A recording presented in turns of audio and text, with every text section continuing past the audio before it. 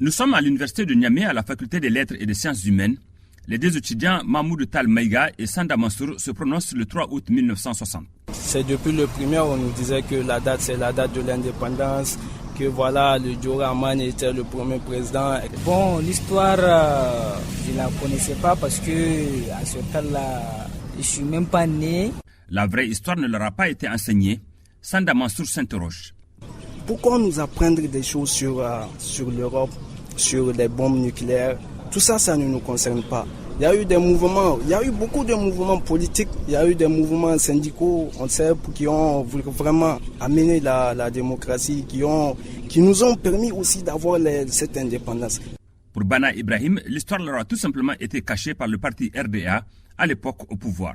À mon avis, que c'est lié à la situation politique qui a succédé cette période-là. Le parti unique qui a été instauré au Niger pendant une quinzaine d'années. Donc on a tout fait pour empêcher aux jeunes Nigériens de connaître cette partie de l'histoire. C'est ce qui fait que beaucoup ont grandi sans connaître qui étaient les Djibo Bakari, les Georges Konda. Beaucoup ne savaient pas ce que c'était. Pourquoi la jeunesse nigérienne d'aujourd'hui ne maîtrise pas son histoire? Siraji Isaka. Chaque citoyen devait quand même connaître son passé.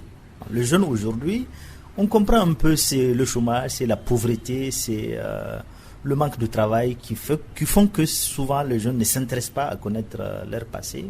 Or, c'est extrêmement important de connaître d'où on vient, de connaître son passé, de connaître son pays, de connaître ainsi de suite, donc son histoire en un mot. Aboubakar Kiyoko Dize est un journaliste communicateur passionné de l'histoire nigérienne. La jeunesse nigérienne survole surtout, mais malheureusement n'a pas encore les pieds suffisamment ancrés pour connaître le pays, son évolution.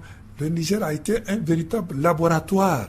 Et on a testé tous les régimes possibles, mais on n'en tire pas de leçons parce qu'on n'a pas voulu capitaliser ce qu'on a eu comme acquis. Aujourd'hui, beaucoup d'écrivains sont en train de restituer à la mémoire collective des Nigériens cette partie importante des années des indépendances.